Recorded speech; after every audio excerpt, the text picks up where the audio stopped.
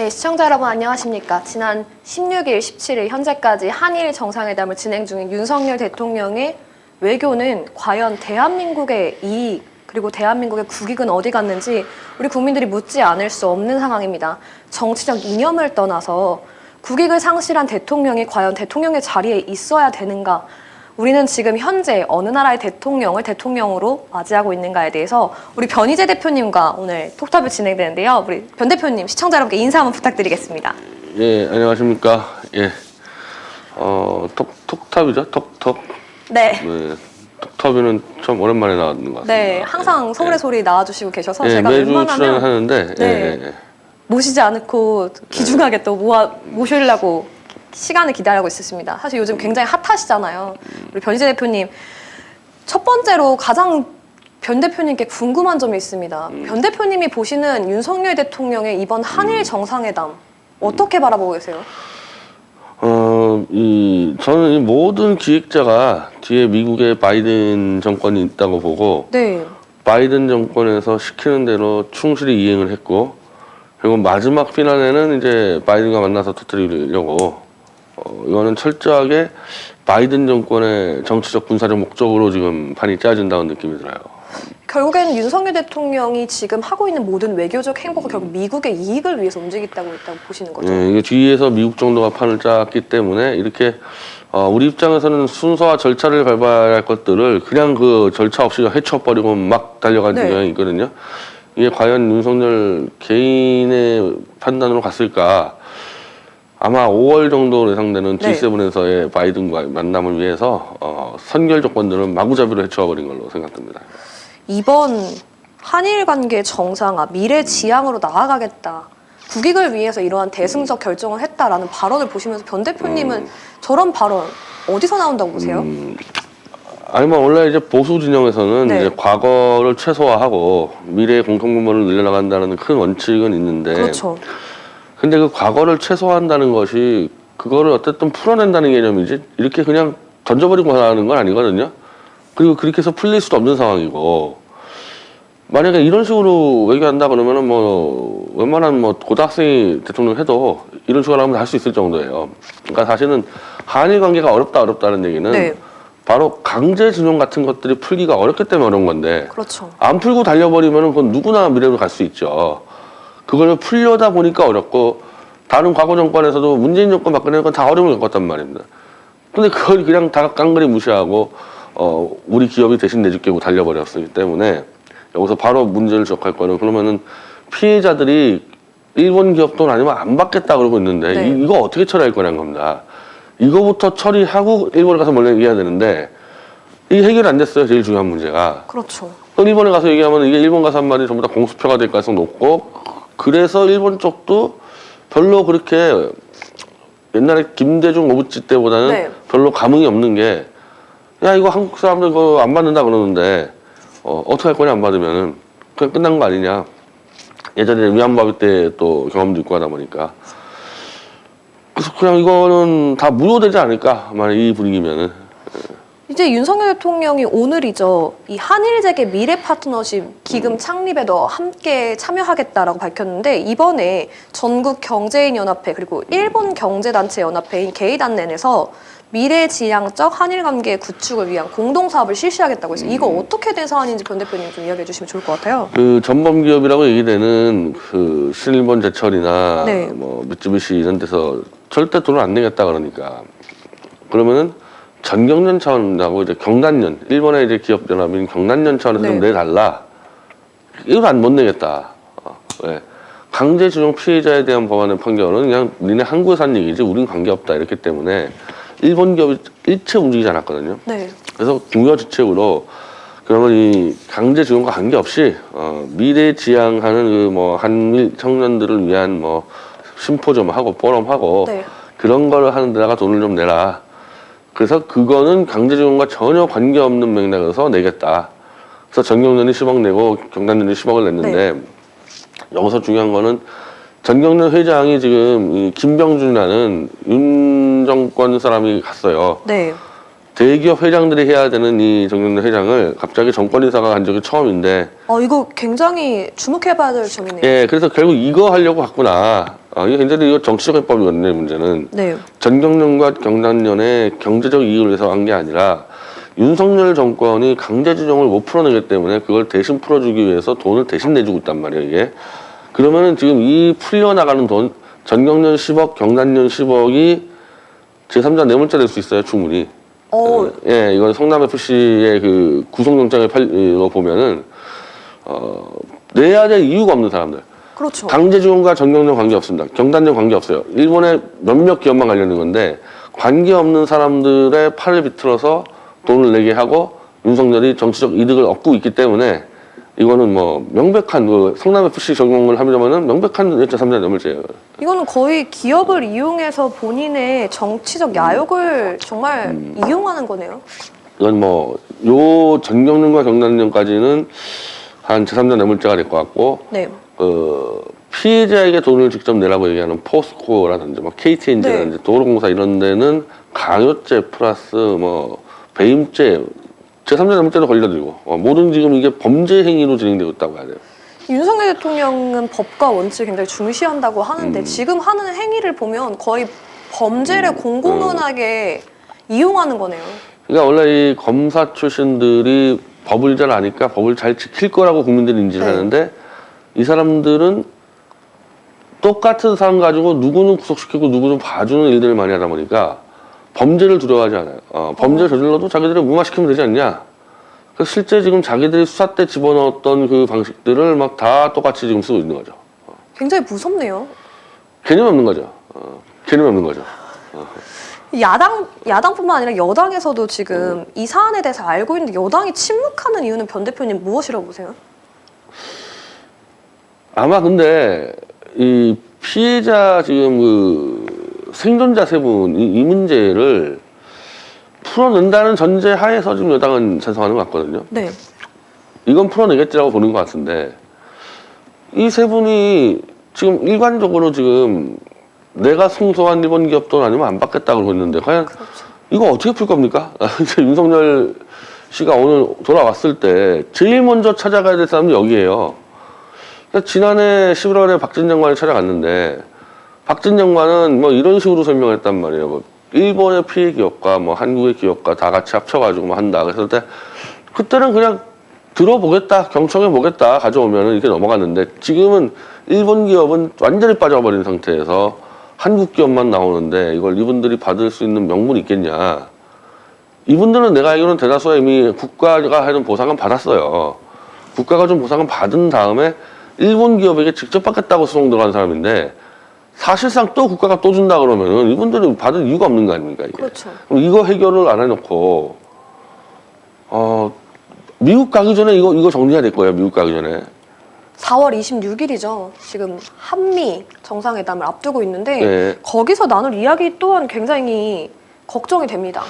근데 그때까지 이거 정리 안 되면 글쎄 미국 가서 얘기를 할 수 있는 게 없는데 그래서 어떻게 정리할지 그냥 막 협박을 해가지고 막 구속을 시키고 그렇게 할지 이분들을 저는 모르겠어요. 내 머리로는 답이 안 나와요. 이분들 어떻게 정리할지를. 이 국내 기업도 굉장히 부담될 수 있는 상황인 것 같아요. 대신 물어라라고 했을 때 사실 대통령이 그렇게 이야기를 하면 기업 입장에서는 어떻게 빠져나갈 수가 없잖아요. 이 법을 만들어줘야 되는데 네. 법적 근거가 없단 말이에요. 법원 판결문에는 분명히 일본 기업으로 나와 있는데 왜 한국 기업들 대신 내라. 그걸 대통령이 지시했다고 해서 그렇다고 해서 따라서 돈 댔다가 박근혜 정권 때 기업들 다 줄줄이 불려갔단 말이에요. 그러면 그렇죠. 그 작대 그대로 되면 전부 다 배임죄이자 잘못하면 뇌물죄 걸릴 수가 있기 때문에 현재는 KT는 애초에 돈 내기로 약속했던 부분이 있어요. 이거 일찌감치 네. 40억을 낸다는 거고 나머지 도로공사하고 KT엔진은 쉽지 않다. 근데 이번에 14명까지는 KT가 된 돈으로 어떻게 커버가 되는데 네. 1,200명이 지금 재판 중이거든요. 이거 어떻게 할 겁니까, 이 돈들? 이제는 100% 이긴다고 봐요, 2,200명은. 네. 뭐, 앞쪽에는 15명 이겼으니까. 그럼 이 사람들은 또 누가 줄 겁니까, 돈? 이거? 또 KT 파이브 뛴 건가? 기업을 위해서 뭔가 정책을 내는 것 같지만 또 기업을 반협박하고 있는 상황이라고 볼 수도 있겠어요. 기업을 내는 정책은 뭐 특정 기업들만 봐주고 이런 건데, 특정 기업들이 봐주면서 돈 내게 하면 뭐, 이건 뇌물죄인데, 진짜. 네. 아니 계속 이 사람들 이거 형무소에 막 한 발 걸치고 사는 게 내 눈에 보여요. 이거 다 범죄예요, 다 범죄 지금 하루하루가. 진짜 윤석열 대통령 조심하십시오. 변희재 대표님 이야기하시는 것처럼 뇌물죄를 이렇게 합법화하는 게 공공연해지고 있어요. 지금까지 나온 것만 해도 윤석열 한동훈은 거의 종신형 살아야 될 거예요. 지금까지 나온 것만 해도. 자기들이 잡아놓은 네. 기준 따지면. 이 다음 또 궁금한 점이 있어요. 안민석 더불어민주당 의원이 최순실과 대장동, 판도라의 상자다라는 글을 올려서 또 굉장히 화제가 되고 있는데 이 이야기에 대해서 변희재 대표님 가장 잘 아실 것 같아요. 이거 봉지욱 기자가 이 보도를 한 건데 네. 대장동에서의 핵심은 그 종잣돈 그 하나은행에 1조 5천억을 누가 설계해서 가져왔냐. 그게 개발 자금으로 가져온 거거든요. 네. 이걸 지금까지 곽상도 얘기를 했었는데 야 곽상도 너무 약하지 않냐. 민정수석 그만뒀는데 근데 이번에 이 정영학 노출이었네 이것도 거기서 이제 김만배 씨가 최순실 도움을 받았다. 그리고 이경재 변호사라는 현재 최순실의 변호사가 대장동에 일찌감치 2015년도에 들어가 있었고 그래서 최순실이 하나은행을 움직였다 이런 취재 보도가 좀 나왔죠. 네. 다만 저는 이제 최순실보다는 최순실의 남편인 정윤회가 아닐까? 왜냐하면 하나은행과의 관계라든지 이경재 변호사의 관계라든지 봤을 때는 정윤회일 가능성이 높다. 저는 뭐 그렇게 보고 있어요. 근데 뭐 정윤회라고 얘기가 되면은 이 대장동 문제는 아주 그냥 라인업이 명쾌해지는데 이 박영수 특검부터 네. 김수남 지금 최태원 또 2차 물주 네. 거기다 이제 이경재 변호사, 정윤회 이게 뭐냐면 전부 다 박근혜 탄핵 세력이에요. 이 사람들이. 그래서 이 사람들이 2015년도에 뭉쳐가지고 뭔가 박근혜한테 원수를 줬든지 아니면은 크게 한탕 해먹으려고 탄핵을 준비하고 그 탄핵 준비 자금처가 이 대장동 김만배 쪽이 아니냐. 정윤회라 하면 딱 맞아떨어지는데 최선이라 그러면 약간 이제 안 맞는 거죠. 그래서 저는 정윤회가 아닐까라고 보고 있어요. 사실 2015년 광복절 특사로 가석방된 최태원 회장이 화천대유에 시드머니를 또 투자한 사실이 봉지욱 기자 취재 결과 밝혀졌어요. 이게 결국 SK 최태원 회장도 연관이 돼 있을 수 있다고 볼 수 있나요? 최태원 회장은 이제 석방되는 과정에서 네. 이 곽상도한테 로비를 했다. 그래서 이제 그 돈이 뭐 50억 안에 들어가 있다는 얘기고 최태원 씨는 이 석방이 되면서 이혼 선언을 합니다. 이 노소영 씨하고. 네. 박근혜 정권에서는 이 재벌에 대해서 풀어주는 걸로 굉장히 부담스러워했는데 끊임없이 로비를 통해서 경제 살리기에 전념하겠다 이래서 석방을 시켜줬더니 제일 먼저 한 일이 이혼이었어요. 그래서 박근혜 대통령이 아주 노발대발하고 제가 알기로는 노소영 씨 쪽에서 엄청나게 들어간 것 같아요. 이 편지들이. 이럴 수가 있냐 해서 SK를 손 좀 봐야 되겠다는 분위기가 이제 커졌거든요, 정권에. 그러니까 최태원 같은 경우는 가만히 있다간 당할 판이니까 이 대장동에 참여해서 이 대장동 했던 하여튼 한 명 한 명이 전부 다 탄핵에 주요한 사람들인데 먼저 손을 본 게 아니냐. 그리고 지금 안진걸 소장이랑 저희가 공동으로 밝히고 있지만 태블릿 PC 조작에도 최태원이 끼어들어가지고 거기에 계약서 위조 날조에 지금 개입한 혐의가 아주 짙어요. 산 소장이 좀 최태원한테 공문도 보내놨거든요. 그래서 이상하게 지금 가다 보니까 이게 이 탄핵 태블릿과 대장동이 지금 자꾸 겹쳐지고 있는 상황입니다. 이게. 변희재 대표님 주장하셨던 바대로 이게 열면 열수록 지난 박영수 특검과도 연관이 깊은 것 같아요. 이 대장동에서의 이른바 김만배 쪽의 이 깐부 형님은 박영수거든요. 그리고 첫 자금처인 부산저축은행의 불법 대출이에요, 그게. 그렇죠. 그걸 무마시켜준 사람이 변호사였던 박영수고 그 당시 담당 수사검사가 윤석열이고요. 여기서 시작된 거예요. 여기서 불법 자금을 가지면서 대장동이 시작된 거거든요. 이거 굉장히 중요한 사안인 것 같아요. 결국에는 이 부산저축은행 당시에 박영수 변호사 그리고 담당 검사였던 윤석열 검사. 거기서 시작이 된 거고 이재명 씨는 뭐냐 택지에 대한 사용 허가권을 승인해줬어요. 그렇죠. 그리고 그 승인해주면서 우리한테 무조건 현찰로 2천 이상 가져와라.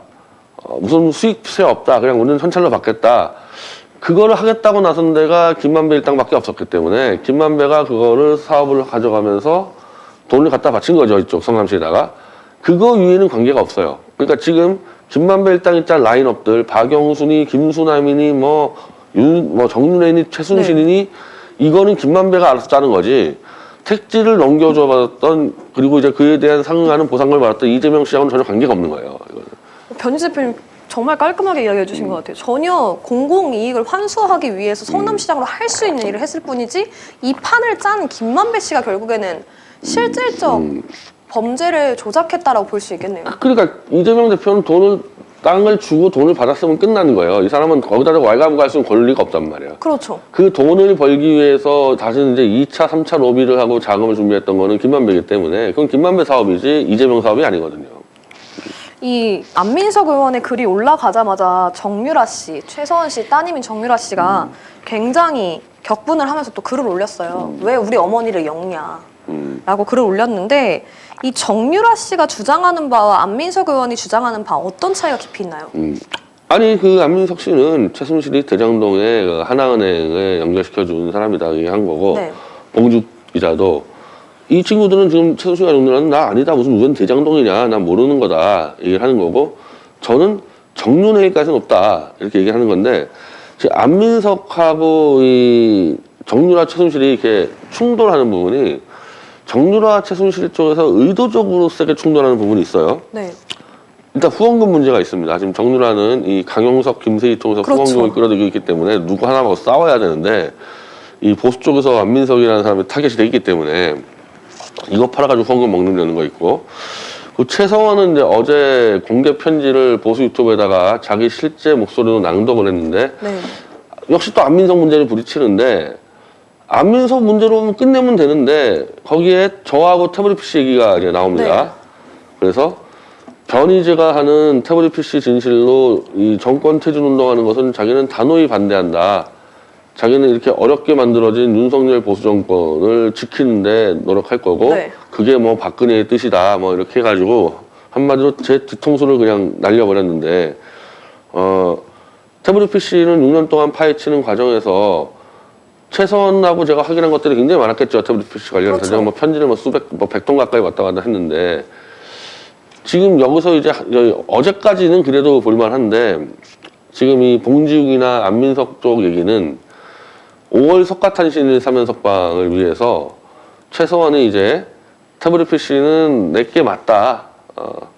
내게 맞고 용서를 구한다. 그래서 5월 달에 석방해주는 그 지금 설이 파다하는 거예요. 그래서 이 어제 편지가 그 어떻게 보면 전 단계인데 이런 상황이면은 석방이 된 뒤에 할 수도 있겠죠. 석방이 된 뒤에 최서원 씨가 기자회견 나와서 태블릿 PC는 내게 맞았다. 네. 변희재가 자기 마음대로 거짓말로 했을 뿐이다. 이렇게 나올 가능성이 높으면 제가 상당히 이상해지는 거죠. 구조적으로. 물론 우리는 수많은 객관적 과학적 증거 갖고 있지만은 그렇죠. 대외적으로 볼 때는 아주 이상해지고 지금까지의 그 윤석열 한동훈이 처리한 수법들 볼 때는 최서원을 석방해주고 저를 다시 재구속시키기 위한 그 공모 아닐까. 지금 제 책에 이미 이 제목에 윤석열 한동훈이 태블릿을 날조했다는 게 박혀 있는데 네. 그럼 이 당사자인 윤석열 한동훈 본인들이 이 책에 대해서 민형사 고소하면 돼요. 고소장을 아무 때나 날리는 인간들이잖아요. 그렇죠. 근데 항의 전화 한 번 안 하다가 이 책이 계속 팔려 나가니까 도저히 방법이 안 나오니까 최순실을 회유 협박해서 석방해 줄 거니까 네 거라고 인정해라. 지금 이런 아주 더러운 거래를 하고 있는 거죠 지금. 그렇게 변희재 대표님이 보시고 계시는 거죠? 예. 아까 얘기해주신 부분에서 강용석 씨가 정유라에게 후원금을 대주고 있는 상황 이 이야기 해주셨는데 이거 지금 왜 이렇게 후원금을 대주고 왜 있나요? 그러냐면은 원래 강용석이라는 자는 그 연예인들 여자 여성원 사무소의 성적 모독 이 행위로 정수임이 끝났어요 완전히. 끝난 자를 JTBC 홍석현 회장이 잡아다가 썰전시켜주지 예능시켜주지 잘 끌어올려서 키워놨거든요. 그러니까 한마디로 JTBC가 키워낸 아이돌이에요.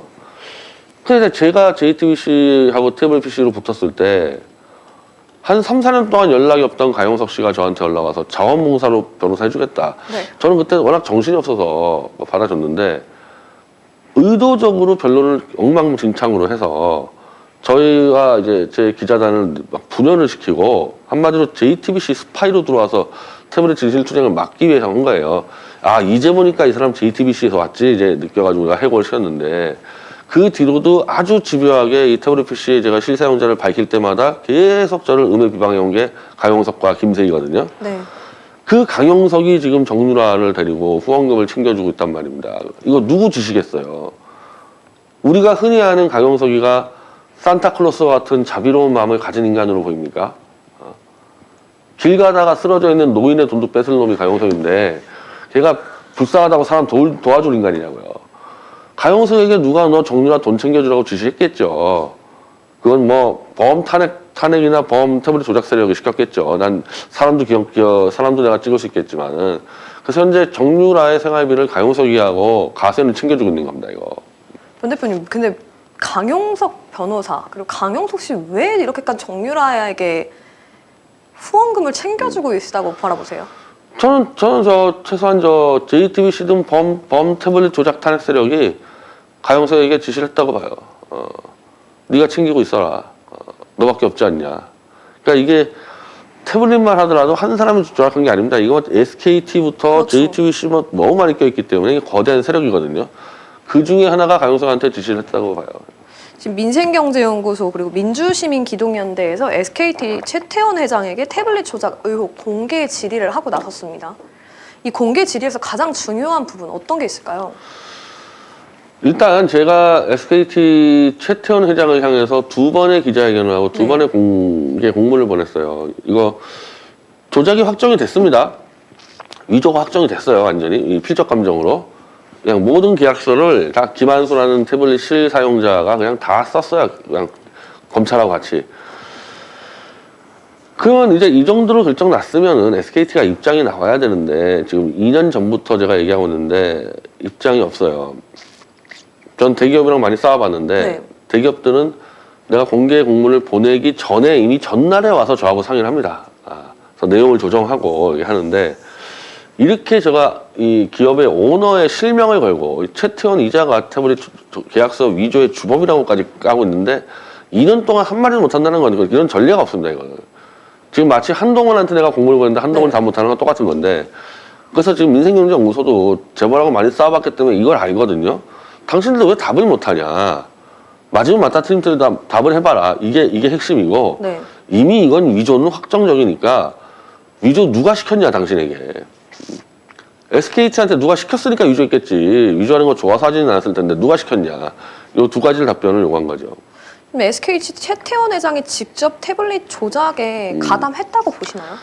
첫 번째는 우리가 조작을 잡아서 최태원 회장에게 우리가 공문을 쐈어요. 이거 당신 직원이 했으니까 한번 알아보라고.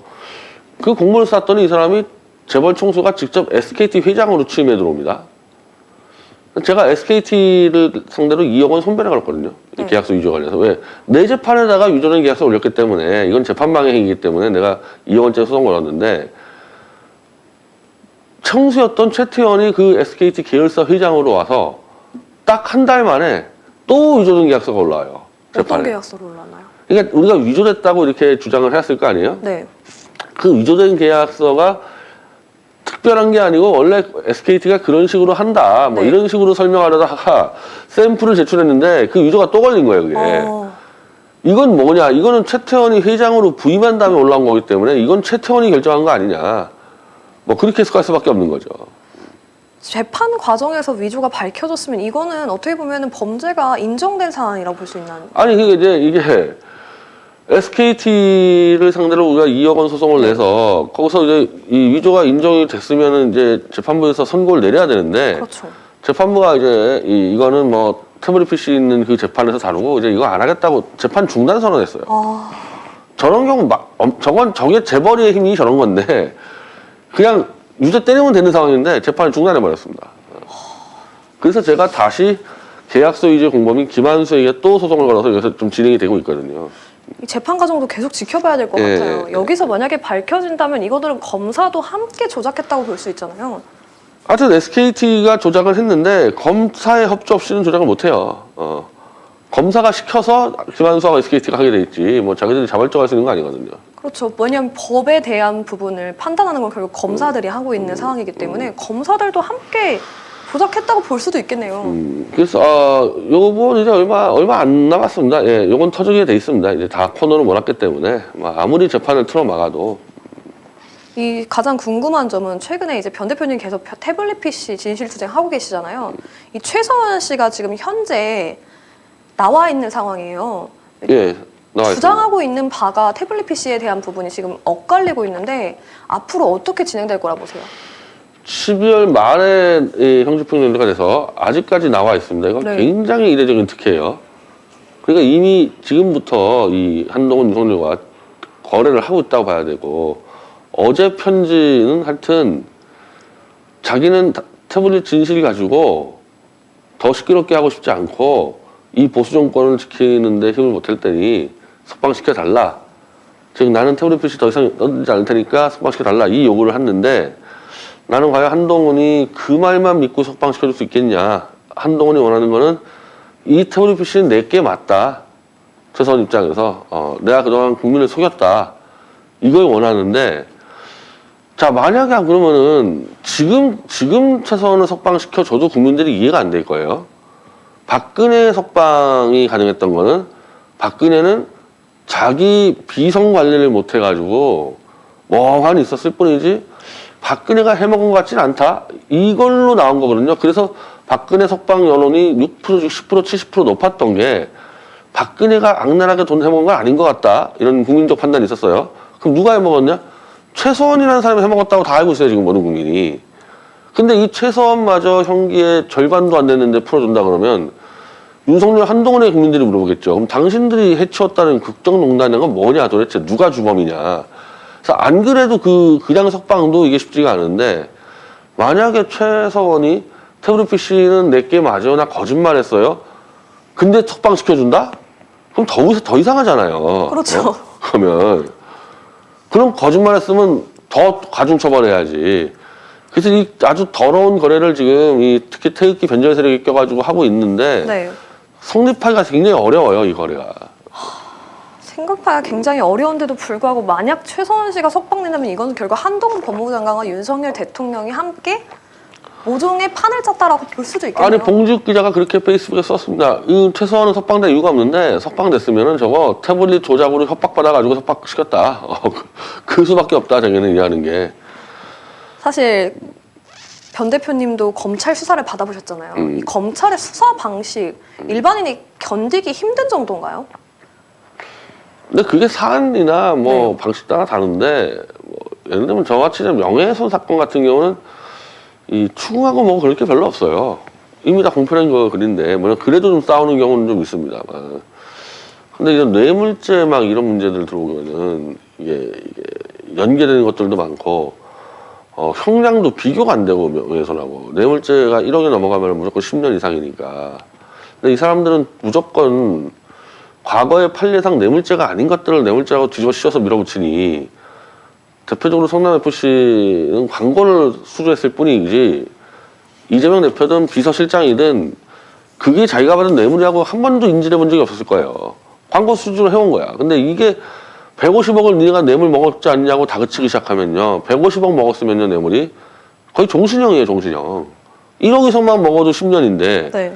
그러면은 강압수사가 아니어도 혐의를 뇌물죄로 덮어 씌운 것만 해도 이 사람은 하루하루가 그냥 바늘방석이죠. 그것만 가지고도 자살할 수 있는 이유가 충분히 돼요. 공직자들이 무슨 돈이 있습니까? 뇌물죄 기소되면요, 변호사 최소한 3명 써야 되지. 그러면 한 명씩 하면 한 4억이야, 4억. 만약에 접어요. 그럼 추징금 150억 어디서 마련합니까? 그러면 전 가족이 길거리로 내앉는 게 뻔한데, 나도 내가 감옥에 있을 때 공직자들 많이 썼거든요. 네. 그때도 윤석열이가 다 잡아놓은 사람들입니다. 정말 많은 사람들이 이런 얘기 했어요. 이 가장 문제가 변호사 비용하고 추징금인데, 애들이 막 고등학교 다니고 대학교 다니는 사람들이 대부분이에요. 40대, 50대이기 때문에. 그렇죠. 그러면 이건 애들 인생까지 끝장나는 거 아니냐. 길거리에 내앉으면. 그러면 나 하나 죽어버리면은, 변호사비 안 들어가죠. 추징금 안 들어가죠. 그럼 애들은 먹고 살 수 있지 않냐, 집에서. 정말 많은 사람들이 얘기했다니까, 저한테. 실제로 들으셨었군요. 네. 그러니까 이제 서울구치소는 자살하기가 어려운 곳에서 그렇죠. 여러 명 있으니까. 집에 있을 때 혼자 생각해봐요. 부담되죠. 네, 그러니까 국정농단 사건 때 윤석열 했던 그 사건도 5명이 자살했고 그렇죠. 지금 다 5명 자살하는 거 아닙니까? 그게. 결국에는 검찰이 이렇게 하는 방식들이 일반인에게 굉장히 큰 압박으로 다가올 수밖에 없을 것 같아요. 더군다나 뭐 이제 한 몇십 건 더 수하겠다 이거 말고 뭐 몇 건 더 있다면 그거 깜깜하죠. 뭐 건바이 건마다 변호사가 들어가면 다 억 단위인데. 그러니까 이런 상황에서 일부 야당 의원들은 이게 왜 검찰 탓이냐, 이재명이 도의적 책임을 져라라고 하는 주장하는 바도 있는데 변 대표님은 어떻게 바라보고 계세요?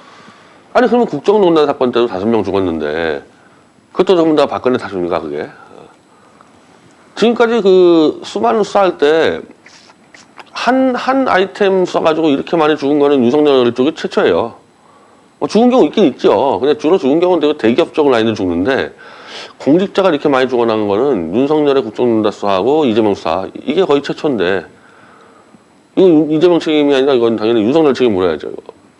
변 대표님 이야기 해주시는 게 딱 핵심인 것 같아요. 이건 지금 윤석열 대통령 그리고 윤석열 검찰이 하고 있는 행태에 대한 책임을 물어야지 이것이 왜 야당 대표에 대한 책임인지 이 주장을 하는 더불어민주당 의원들 변 대표님은 어떻게 보세요? 그리고 지금 저기 김용이나 저기 정진상 쪽에서 네. 많이 나오잖아요. 이게 수사 방식이 이 워낙 무능해서 그런지 아니면 없는 죄를 덮어씌우다 보니까 증거를 못 찾고 맨날 증언에 의존하니까 자꾸 불어라 한단 말이에요. 이거. 그렇죠. 그 협박을 하고 위증교사거든. 그러면 피의자가 검사한테 계속 위증교사 협박을 시달리는데 이게 온갖 스트레스겠습니까 그게? 그렇죠. 압박감도 심하고 이게 엄청 힘들 것 같아요. 기소가 돼 있는 상태에서 검사가 불러가지고 위증해라라고 하는 게. 원칙적으로는 이 재판 붙고 있는 상황에서는 검사가 부르면 안 돼요. 근데 마음대로 불러내 그 윤석열 검사들은. 변 대표님 이야기 들으니까 속이 시원하네요. 이 국민의힘에서는 이제 또 새로운 지도부가 출범했잖아요. 그리고 이제 국민의힘 당대표 그리고 지도부 선출 보시면서 변 대표는 어떻게 느끼셨어요? 그냥 그 어마어마하게 그 시끄럽게 해가지고 결국 김기현 탄생시켰는데 네. 남은 건 그냥 앙상한 가시밖에 안 보이는 이 여당은 대통령을 이렇게 호위할 수도 있어야 되고 상황에 따라서는 매도 대신 맞을 수 있어 이러면 이렇게 해야 되는데 너무 여당이 그냥 윤석열 핵심 라인으로 앙상하게 되니까 윤석열을 마크할 수 없는 그렇죠. 같이 얻어맞게 되는 그런 상황이 벌어졌죠. 그러니까 여당 당대표나 최고위원들이 윤석열하고 좀 다른 캐릭터나 다른 노선 사람들이 여러 명 들어가 있어야 되는데 똑같이 윤석열 따르겠다는 사람만 왔기 때문에 이제 윤석열은 방어막이 없어진 겁니다. 이거. 방어막이 없어졌다고 보시는 거죠. 최고위원에 당선된 우리 김재원 최고위원, 수석 최고위원, 전광훈 목사의 예배에 참석해서 전광훈 목사가 공개적으로 내가 총선 때 200석 만들어주면 뭐 줄 거냐라고 하니까 목사님 뜻대로 따르겠다라는 발언을 했어요. 이런 발언 수석 최고위원으로서 나올 수 있는 발언인가요? 근데 지금까지는 사실은 그 뭐 김무성이든 황교안이든 뭐 전광훈 목사에 가서 이런 많이 주고받았었는데 이게 좀 문제가 된 게 5.18 헌법 정신 문제 그렇죠. 때문에 이게 이슈가 터진 거죠. 그래서 전광훈이라는 사람이 그걸 모를 리가 없는데 5.18 정신을 헌법에 넣겠다고 얘기하는 사람은 윤석열인데 대통령 관계인데 그러면 윤석열하고 들이받아야 되는데 윤석열에게는 아첨하고 별 힘도 없는 김재원 붙잡고 이거 막으라 그러니까 김재원은 또 전광훈 표를 좀 받았으니까 이제 내가 막겠다 했다가 대통령실은 자기 공약인데 그래서 김재원을 무릎 꿇려서 해버리니까 김재원이 결국 난 전광훈을 누군지 몰라요. 네. 한마디로 앞으로 상종 안 하겠다 이런 말까지 나온 거 아닙니까? 예. 처음 잘못된 건 뭐냐? 지금 이 정권의 보수가 아닌 이상한 길로 간다 그런 거에 대한 불만을 김기현이나 김재원한테 터뜨리면 안 되고 윤석열에게 터뜨려야 되거든. 그렇죠. 근데 윤석열에게는 또 한 자리 받아 먹고 싶으니까 말을 못 하니까 엄한 사람들 잡았다가 이제 이 엄한 사람들도 이제 못 만나게 생겼어. 정광훈 같은 경우는 한마디로 지금 대통령실에서는 이 모든 국힘당 의원들이나 관계자에게 전광훈 상종하지 마라는 명령이 떨어진 거거든요. 김지원만 해도 전광훈 못 만난다. 그럼 누가 만나겠습니까, 전광훈을. 이 전광훈은 근데 이제 마이크만 잡으면은 내가 이 정권하고 공동 정권이고 내가 공천권도 뭐 50% 갖고 있고 내가 장관도 10자리 만들 수 있고 막 이런 식으로 해왔다고. 이게 사기라는 게 이제 드러났잖아요. 그렇죠. 이번 주 일요일 교회 예배할 때 이제 더 이상 거짓말하지 말고 윤석열이 우리를 쫓아냈다 길거리로 싸우자. 아니 집에서 키우는 개도 쫓아내면은 덤빕니다. 그 꼴 당했어요 지금 정강 목사 지금 대놓고. 근데 또 윤석열 만세 부릴 겁니까? 이제는 윤석열하고 싸워야지. 솔직히 뭐 우리 보수 운동가들 네. 명분이나 이념 이런 건 다 버렸고 그래도 밥그릇 뺏어가면 싸울 줄 알아야죠. 그 정도의 그 짐승적 본성이 있어야 될 거 아니야. 인간의 본성은 포기했다 그래도. 밥그릇 뺏어갔는데도 좋다고 기어다닌다? 그 인간이 아니잖아요. 그건 짐승도 아니고. 그렇죠. 지금 정광훈 목사는 지금 그 꼴 났단 말이에요. 정신 차려야 될 것 같아요. 실제로 또 변희재 대표님, 정광훈 목사님과 또 아시는 사이였잖아요. 뭐 아는 정도가 아니죠. 아는 네. 정도가 아니고 제가 옆에 있을 때는 이렇게 안 했어요.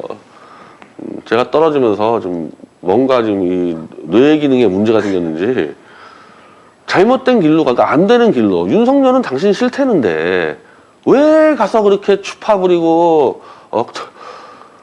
막 그냥 들이대고 얻어맞고 쫓겨나고 그 꼴 당하면서 사냐고요. 그거. 정신을 좀 차리면 과연 윤석열 퇴진에 합류할 거라고 보시나요? 딴 것도 볼 거 없지. 신혜식 대표라는 보수의 네. 정말 1급 운동가가 국민의힘 최고위원회 서류 심사에서 탈락했는데 볼 게 뭐 있습니까? 국민의힘은 한마디로 태극기든 보수 운동가들 사람 취급 안 하겠다고 선언했는데 왜 가서 알량거리냐고 나는. 신혜식 대표 이야기가 나와서 말인데 지금 최고위원회에서 컷오프 당했잖아요. 그러고 나서 어떤 노선으로 바뀌었나요? 아니 그러고 나서 좀 손을 까더니 이제 이 사람들이 민영삼을 이 낙선운동하고 김재원을 당선운동했어요. 네. 그래서 낙선운동에 성공했지 민영삼에. 김재원을 수석 최고로 만드는 성공했기 때문에 업이 됐다고요. 아 우리가 이 정도로 이제 파워가 있구나.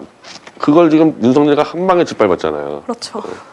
니네가 당원을 10만 명 넣고 김재원을 만들고 그래봐야 니네는 밑바닥 인생이다 딱 밟았으면 글쎄 예전에 같았으면 덤볐는데 보수가 이런 경우 처음 봤어. 우리 보수가 뭐 이명박이랑 싸울 때도 많이 있었는데 이러면 덤볐거든요.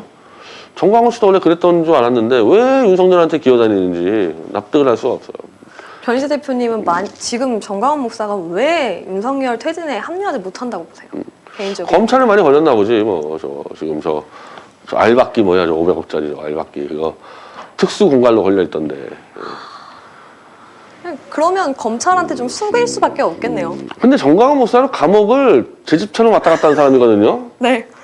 저 사람도 감옥을 이렇게 두려워하지 않아요? 하도 많이 왔다 갔다 해서. 빵재미 수준인데. 지금 어차피 윤석열하고 안 싸우면 정광훈 목사 미래가 없어요. 잘 변희재 대표님 말씀을 참고하시기 바랍니다. 우리 정광훈 씨. 이 변희재 대표님 오랫동안 윤석열 검찰과 싸우셨기 때문에 이 조언이 정광훈 씨에게 꼭 들어가기를 저도 기대합니다. 지금 이제 이 정광훈보다 훨씬 더 오른쪽에 있는 보수들. 저 최우원 교수 등등이 이제 3월 26일 날 박근혜 사저에서 간첩 윤석열 퇴출 집회를 시작하는데 네. 그 사람들 눈은 윤석열 간첩으로 보고 있습니다. 그래서 박근혜 대통령이 다시 일어나서 간첩 윤석열을 쫓아내자 이런 시위가 시작되는데 저는 이제 보수 쪽의 노선이 아마 그쪽으로 강하게 갈 거라고 봐요. 이미 정광훈이 쫓겨나는 걸 보면서 여기서 먹을 것 같구나. 그리고 윤석열의 지금 이 일본에 대한 문제, 네. 뭐 62시간 노동 문제로 지금 지지율이 처참하게 무너지고 그렇죠. 있기 때문에 이재명 대표 사건만 이 정도 정리가 되면은 이제 보수는 더 이상 볼 것도 없다. 윤석열이 기대할 거 없다. 그래서 아마 다 박근혜 사저 쪽으로 가가지고 윤석열 퇴출 운동으로 가게 될 겁니다. 사실 진중권 씨 저격수로 변희재 대표님 굉장히 오랫동안 활동하셨고 또 진중권 씨가 변희재 대표님 굉장히 무서워하잖아요. 이 진중권 씨가 김기용 당선에 굉장히 분노를 표하면서 본인 능력이 아닌 윤석열 점지다라고 발언을 했는데 어떻게 보세요? 아니 그 사람은 그 김건희 얘기를 빼고 놓고는 가끔가다 그 윤석열 정권에 상식적인 비판을 해요. 네. 근데 김건희 얘기만 나오면 돌변해가지고 그냥 무차별 찬양을 해서 그런 거지. 그거는 이준석도 그렇고 좀 아는 사람은 아는 거야. 아, 이 정권에서는 윤석열은 좀 때려도 되는데 김건희만 안 건드리면 되는구나. 그래서 윤석열 비판, 진중권에 네. 별로 의미 없습니다. 만약에 김건희를 비판했다, 그걸 한번 따져봐야 되죠. 아직까지 한 번에 안 나온 적 없죠? 한 번 딱. 그 보험금 왜 7만 원밖에 안 냈냐, 그거 하나. 수많은 김건희 비판거리 있었는데 보험금 7만 원밖에 왜 안 냈냐, 요거 하나 있어요. 요거 하나. 아직까지 진중권 씨가 김건희 씨에 대한 비판을 정확하게 하고 있지 않기 때문에 이 정권이 유지가 될 수 있다고 볼 수 있는 거죠. 예, 예. 김건희를 진중권이가 둘겨 패고 있다 그러면 이 정권이 좀 망했다고 보면 되는 거죠. 아, 그때가 되면 이제 확실히 윤석열 대통령이 탄핵될 수 있다. 이렇게 보시죠. 예. 정말 속 시원합니다. 진중권 씨 행보를 계속 지켜볼 수밖에 없는 이유가 변 대표님 너무 잘 분석을 해주세요. 사실 최근에 이제 전두환의 손자가 폭탄을 발언을 하고 나섰는데 변희재 대표님 어떻게 보셨어요? 저는 뭐 글쎄요, 나 그 영상을 쭉 봤는데 이렇게 좀 깔끔한 생각이 안 들었어요. 예. 만약에 자기 일가가 정말 이렇게 검은 돈으로 사는 문제에 대해서 정말 분개하고 성찰한 마음이 있으면요, 정확하게 정보를 읽고 증거들을 가져와서 검찰에 고발하는, 뭐 저 같으면 그렇게 했을 것 같아요. 그 고발해서 이거는 계좌를 몇 개 파악했다 그러더라고요. 그건 수사 의뢰를 하늘에서 끝냈으면은 괜찮을 텐데 너무 다른 말을 많이 하더라고. 예, 가족에 대해서. 뭐 물론 이 사람들은 이제 공인된 가족이니까 국민들이 알 법할 내용들, 알아야 할 내용도 있겠지만은 그거 아닌 경우도 그냥 가족끼리 상당히 뭐 정신적으로 어려워서 뭐 하는 문제들까지도 그렇게 해서 하는 게 과연 대한민국의 이 보수적 가족주의에서 맞을까? 범죄가 있었으면 범죄만 깔끔하게 딱 잡아가지고 고발하는 게 좋지 않았을까? 여러 가지로 가족에 대한 막 그 법적이 아닌 막 도덕적 평가들을 이 손자가 내리는 거에 대해서 저는 느낌이 안 좋아요. 그런 부분들은. 뭐 어제 방송했던 뭐 그 사람들은 뭐 드디어 이제 양심이 뭐 나왔다 저거 했는데, 제가 반대로 얘기하면은 제가 옥중에서 나와다 보니까 손현이라고 손혜원 씨 남동생 있잖아요. 네. 보수를 그냥 해집고 다니면서 손혜원 비리 추적한다고 난리 쳤을 때 보수가 그냥 영웅이 나타났다고 후원금을 몇 억을 쏴주고 그랬었거든요. 그래서 제가 거기에 엄청 분노해가지고 그냥 감옥에 나오자마자 보수하고 들이받고 싸웠는데, 보수는 가족주의인데 만약에 그 손혜원이라는 사람이 손혜원 누나의 비리 갖고 있으면 조용히 검찰에 고발하면 되는 문제지 여기서 왜 돈을 긁어 모아가냐. 그래서 제가 그때부터 보수하고 이제 떨어졌는데, 지금 이 전두환 얘기도 마찬가지. 그 사람이 이제 성인이고 뭐 회계 전문가면은 범법을 딱 잡아가지고 깔끔하게 기자회견해가지고 던지면 낫는데, 가족에 막 시시콜콜 이 폭로하는 거는 최소한 내가 갖고 있는 보수적 가족주의하고는 안 맞습니다. 사실 이 전두환 씨 손자가 얘기한 바에서는 검찰의 수사를 믿을 수 없다, 또 이런 의견도 있었어요. 변 대표님은 어떻게 보세요? 아니, 검찰 지금 수사를 의뢰 안 했잖아요. 그렇죠. 수사를 의뢰하고 고발을 해놓고 그걸 보고서 이제 얘기를 해야지. 아직 하지도 않았는데. 그럼 빨랐다 이렇게 보시는 거죠? 아니, 자기가 제일 잘 알잖아요. 자기가 검찰에 고발을 해야죠. 그래서 검찰 고발도 기자회견을 하고 좀 공적으로 갖춰서 그렇게 하면 되지. 그 손현 씨 같은 경우는 손현 씨 대해서 뭐 무슨 범죄 행위가 있다 해가지고 고발하고 이런 게 아니고 계속 저렇게만 유튜브 하면서 돈을 긁어 모았는데, 이 친구도 지금 내놓은 컨텐츠에 비해서는 방송을 너무 많이 하고 있어요. 느낌이 별로 안 좋아, 이런 경우들은. 우리가 그 가족이라는 것에서 한번 생각을 해볼 필요가 있다는 겁니다. 이 가족이 나서서, 그 아들이 나서서 아버지 저렇게 까고 단순한 지금 그 비자금 범죄만 가지고 얘기하는 게 아니잖아요. 그걸 한번 좀 생각해 봤으면 좋겠어요. 이 노동시간 개편안 주 69시간제에 대해서 김기현 당대표는 일할 때 일하고 쉴 때 쉬지 않는 좋은 취지다라고 발언을 했는데, 윤석열 대통령과 약간 입장이 엇갈리는 것 같아요. 근데 120시간 일하자고 설쳤던 사람이 있었는데. 그렇죠. 그 어디 갔나, 그 사람? 120시간씩 화끈하게 일하고 놀자고 했던 사람이 갑자기 웬 69시간이냐, 그것도 일 못한다, 이렇게 나오니까 나는 헛갈려요. 나는 이 노동시간의 의미라는 거를 내가 알고 있는 상식에서는 프로그램 개발업체, 그러니까 뭐 프로그램 개발업체 같은 경우는 뭐 막판에 한 달이다. 그러면 게이머 같은 경우는 정말 이 프로그래머들은 뭐 하루에 뭐 10몇 시간도 일하죠. 그럼 한 달 동안 왕창 일하고 한 2달 휴가 받고 그런 개념 아니었나요? 이게 원래 윤석열이 얘기했던 개념은? 근데 그게 다 사라지고 69시간도 많다. 그럼 120시간을 왜 얘기했냐고. 그때 그 얘기는 왜 한 거야.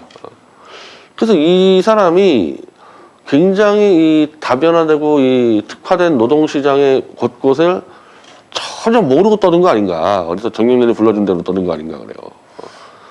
이 윤석열 대통령이 69시간에 대한 여론이 빗발치자 갑자기 또 입장을 뒤바꿨어요. 이 대통령실이 이렇게 갈팡질팡. 아니 그러니까 120시간이라고 했잖아, 분명히. 네, 1년 그렇죠. 전에.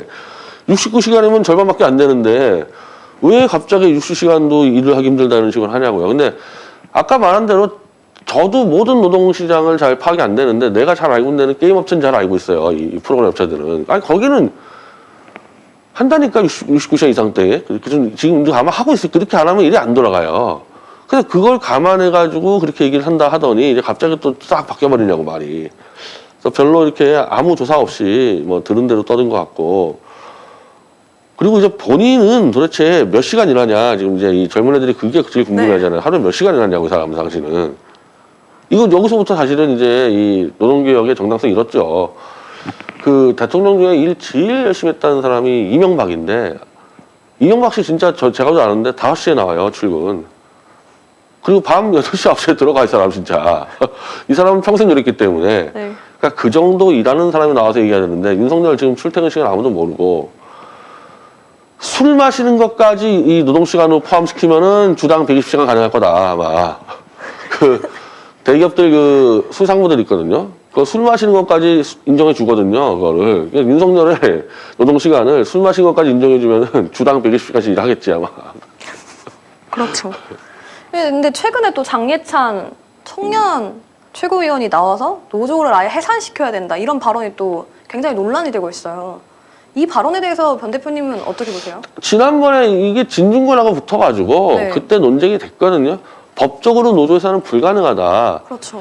그럼 정치적 의미라 그러는데 아니지. 그렇게 한 번씩 부딪히면은 법적으로 아닌 용어를 정치적으로 써가지고 혼돈을 주면 안 되고 그냥 우리가 편하게 노조의 기득권을 개혁하겠다라고 얘기하면 되는 거 아닙니까? 그럼 문제가 없잖아요, 소통에. 잘못된 노조의 기득권을 뭐 개혁하겠다. 근데 이번에 또 나가서 노조를 해체시키겠다고 하니까 신장식 변호사가 그때 똑같이 문제제기한 거예요, 그때랑. 이건 불가능하지 않냐 그랬더니 또 정치적 수사를 못 알아들으면 당신은 사회를 할 자격이 있냐 그러면 그 젊은 친구가 그 신장식 그 사회자가 정말 무슨 의도적으로 덤빈 것도 아니고 지난번 진중권하고 충돌했을 때 나온 거를 한 번 더 짚어줬는데 저렇게 싸움을 하러 들어간다. 그리고 이 사람 또 얘기하는 게 이준석 대해서 얘기할 때 이준석은 우리가 내버려둬도 검찰이 처리할 거다 막 얘기하는 방식들이 완벽하게 그 히틀러 시대의 유겐트들 하는 짓들이에요, 저거. 마오쩌둥 때의 홍위병들. 완장 하나 채워주니까 지금 눈에 보이는 게 없는 거예요, 지금 거. 근데 저 당은 늘 이용하고 버리고 이용하고 버리고 여기 익숙한 데입니다. 대표적으로 이준석이 이용하고 버렸잖아요. 그리고 저 당은 수천 명의 이 장해찬, 이준석 나이대들이 숟가락 들고 기다리고 있어요. 앞쪽에서 이용하고 버리고 깔려 있어, 예비군들이. 그렇죠. 장해찬이 이렇게 나가잖아요. 총선 때 아마 공천 못 받고 쫓겨날 겁니다. 이준석 전 당대표에 대한 이야기를 또 안 할 수가 없는데 이준석 전 당대표 앞으로 어떻게 행보할 것이라고 변 대표님 예측하세요? 지금 길이 안 나오거든요. 네. 그러니까 지금 말이 없어졌어요. 길이 안 나와가지고. 무슨 개혁보수 하는데 일단은 이 보수는 이준석은 안 찍고요. 그러면 민주당 지지자가 찍나? 왜 찍어요? 민주당가 찍으면 되지. 그럼 요 중간에 있는 어주짱한 중간에 있는 사람들 중에서도 이런 사람들은 예를 들면 무슨 안철수라든지 뭐 손학규라든지 흐리멍텅하니 간다 있잖아요. 그런 유들을 좋아하거든요. 이 사람, 이 중간층은. 이준석 같이 저렇게 대바라지고 표가 나올 때가 하나도 없어요. 이준석은. 그럼 정치인이 10년 이상 활동해놓고 표가 나올 기반을 못 만들었다. 이념이면 이념, 지역이면 지역. 정치생명 끝난 거죠. 저는 답이 안 보여. 내가 볼 때도. 그냥 이름값 있을 때 어디 겸임교 숫자리 하나 얻어가지고 거기서 그냥 원 없이 말하는 게 좋지 않을까. 정치는 이 친구는 안 맞는 것 같아. 정치하기에는 그 말을 참지를 못해요. 네. 그 정치가 말의 난장이지만은 일반 논객하고는 분명한 차이가 있거든요. 그렇죠. 근데 이걸 구분을 못 하고 있어요 지금. 이준석 당대표가 향후에 총선을 위해서 국민의힘에서 살아남을 수 있다고 변 대표님 보세요? 불가능합니다. 불가능해요. 그 노원병이야 어차피 뭐 험지다 그래서 이준석한테 준다 그럴 수가 있는데 지금 안철수를 노원병으로 빼겠다는 얘기거든요. 네. 안철수가 이준석을 붙이겠다는 거 아닙니까? 그런 꼴을 당하고 뭘 남아 있느냐 이거죠. 그 유승민 씨는 거의 탈당이 확실하고 네. 그럼 유승민 씨 따라가든지. 근데 유승민 씨 따라가봐야 아마 유승민 씨가 안 받을 수가 있어요. 이번에 그 천하람인이 이 선거 망치는 거 보니까 유승민 당에 데려갔다가 그 당 망칠 게 뻔하니까 아무도 안 데려갈 겁니다. 이 안철수 씨 이야기가 나와서 말인데 안철수 씨에 대해서 변 대표님은 어떻게 평가할 수 있을까요? 너무 많은 짐을 싸서 네. 집을 옮겼는데 이제 이 정도면 정착을 했어야 되는데 또 짐을 쌌잖아요. 그렇죠. 또 짐을 싸서 이제 어디로 갑니까? 여기도 이준석은 짐은 그렇게 많이 안 쌌는데 안철수 씨는 짐을 너무 많이 싸가지고 그냥 짐 싸고 저기 그냥 집으로 가는 게 딴 데 가지 말고. 이준석은 그래도 어디 대학에 문 두드리면은 뭐 언론학이나 정치학에서 겸임교수자나 줄 거거든요. 그거 갖고 방송 출연하는 게 제일 좋을 것 같고 안철수 씨는 그냥 집으로 가는 게 그렇다고 이분은 또 방송 능력 있는 것도 아니고. 안철수 씨가 향후에 국민의힘에서 공천을 받을 수 있을까요, 변 대표님? 아니 받는 방법은 하나니까요. 이준석 지역구에다가 안철수를 넣어서 둘이 피 터지게 싸움 시키는 거고. 근데 그 꼴 당하기 전에 그냥 집에 가는 게 낫죠. 그렇죠. 그렇게까지 구차하게 공천권을 얻기에는 안철수 씨 너무 불쌍하잖아요. 옛날에 그 로마 군대가 이제 이 탈출하는 이 노예들 잡으면 둘이 싸움 시키거든요. 이긴 놈 살려주고. 그렇죠. 지금 딱 그 짓을 하겠다는 거잖아요. 근데 국민의힘 애들은 또 그런 걸 되게 좋아해요. 패자들 싸움 시켜가지고 노는 거 좋아합니다. 이제 새로운 지도부가 출범했잖아요, 국민의힘도. 이 2024년 총선에서 국민의힘 어떻게 살아남을 거라고 보세요? 중대선거구제하고 국회의원 의석수 50명 늘리는 거 거기에 아마 목숨 걸 겁니다. 지금 잘못 걸리면은 이 총선에서 정권심판론 나왔다가 끝장나기 때문에 그거를 무마시키기 위해서 중대선거구제와 비례대표 50석을 늘리는 이 선거구제 개편에 목숨 걸었을 거예요. 이 중대선거구제에 대해서 변 대표님은 계속해서 내각제를 하려는 세력들이 중대선거구제를 주장하고 있다고 보시죠? 예, 내각제로 가기 위한 전 단계가 이거죠. 그럼 이제 윤석열이 과반은 못 얻어도 적당히 1당 정도 하고 있으면은 내각제 하에서의 허수아비 대통령은 유지할 수 있기 때문에 윤석열도 좋고 저 민주당 수박들도 좋고 저는 아무리 깊이 진행된다고 봐요. 근데 일반 민주당 사람들이나 기자들은 표면밖에 못 보니까 초선들한테 물어보면은 어려워하고 어렵다고. 근데 이게 지금 이 추진하는 사람들이 윤석열 대통령부터 국회의장부터 그리고 최소한 5선, 6선 했던 이 중진들이 다 추진하고 있기 때문에 그렇죠. 이건 막을 길이 없어요. 이 중대선거구제가 결국 내각제로 갈 수밖에 없는 이유 변 대표님은 어떻게 분석하세요? 이렇게 되면은 지금 소선거구제는 한 명씩 당선되기 그렇죠. 때문에 당이 이제 총선 다 펼쳐보면은 당이 한 2개밖에 안 남아요. 그러니까 민주당, 국힘당 양당 체제가 되는 건데 중대선거구제는 막 대여섯 명씩 뽑아버리니까 당이 막 10개, 15개가 돼버려요. 그리고 여당이 절대 과반이 안 되고 그럼 여당이 다른 당들과 연립을 해가지고 집권하는 그게 내각제거든요. 국회가 이제 행정부를 구성하게 되는. 그래서 중대선거구제에다가 비례대표를 늘리기 때문에 이건 무조건 내각제로 가게 되는 겁니다.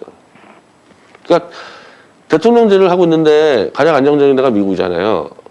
소선거구제 플러스 비례대표가 없어요.